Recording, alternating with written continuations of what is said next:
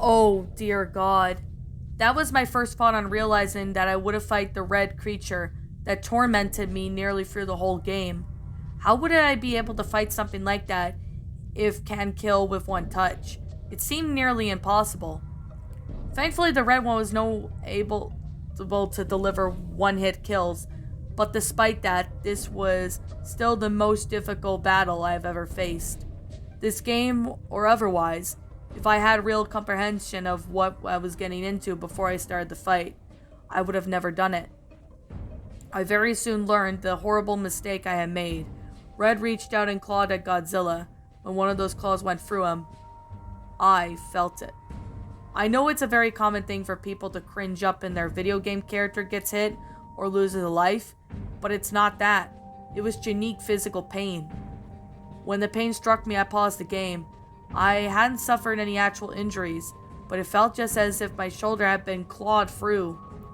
I had seen and experienced many unpleasant things at this point, but the game is causing me real pain, and that's where I drew the line.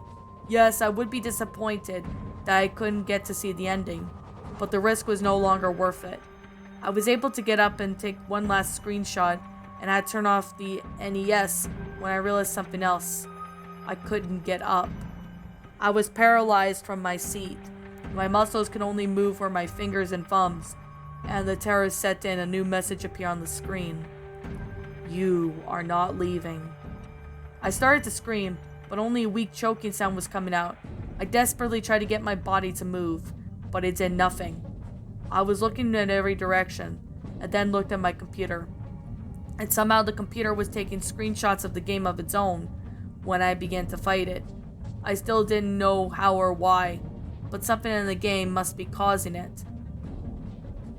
Since Redhead could hear what I was saying, I tried begging him for him to let go. From here, things started to get hazy, as I went under extreme stress at the time. But from what I could remember, it said, I'm sorry. I'm sorry I insulted you. I didn't mean it. I didn't know how things would get this serious. Please just let me go. If you let me go, I promise I will never tell anyone or turn the game on ever again. Please. And Red replied, You pathetic worm. It's too late now. Only one will survive.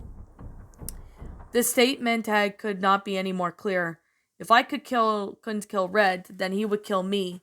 Like an idiot, I had played around with something I don't understand. Now it may cost me my life. I stopped struggling to move and accepted the reality situation. There was only one way to get out of this alive. I had to kill Red.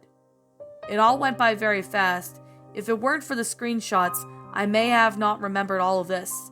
Just like the chase levels, Red moved in a horrifying fast speed, and there was barely enough time to process said thought. And thus, there was no time to form a strategy, and just had to rely solely on its wits and reflexes. To make things worse, there was no way to predict any kind of attacks Red might use, so I constantly had to be on the offensive and defensive. And I felt every hit that Godzilla took, and they all hurt.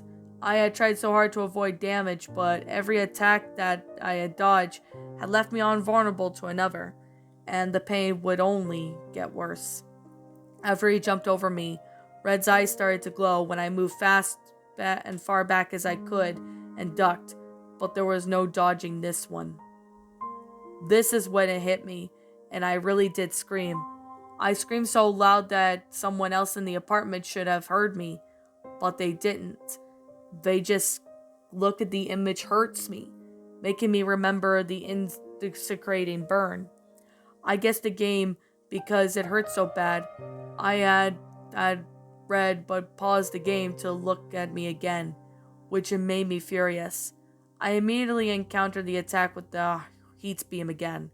Since then, until the power meter was totally diminished, and I wanted Red to hurt like I did.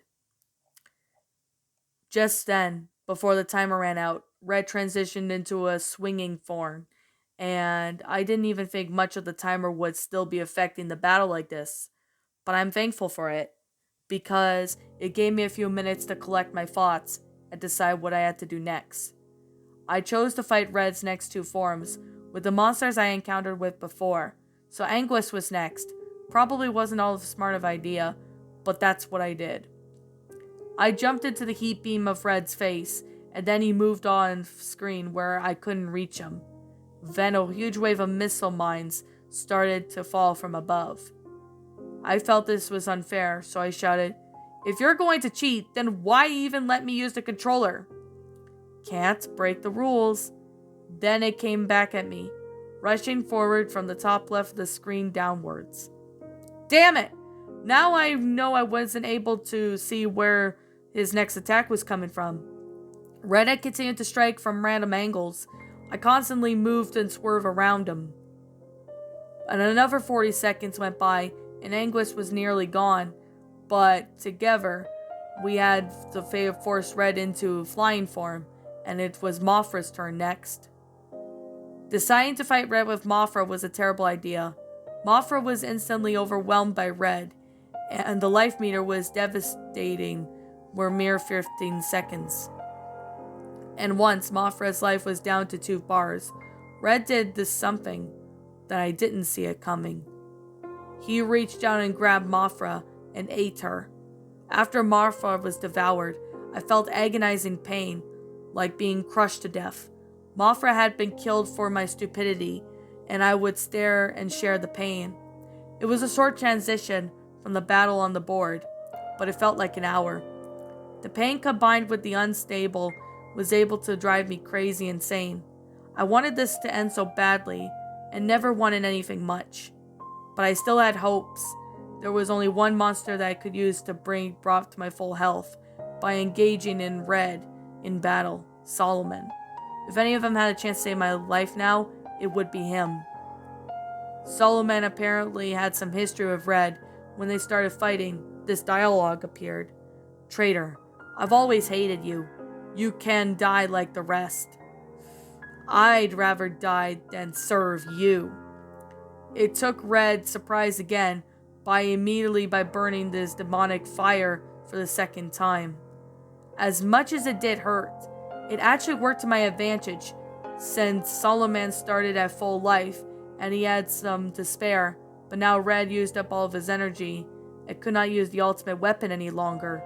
Now he would die. As he drew closer to the end of his life bar, Red uses his whole body in his face and flew up towards, slamming back down, attempt to crush Solomon. When that failed to work, he tried to devour Solomon like Mothra, but he wouldn't be eating a monster this time. I thought that I had won, but something told me it was wrong. Red wasn't sinking to the bottom, and I still couldn't move. Red was still alive. "I'm not done with you."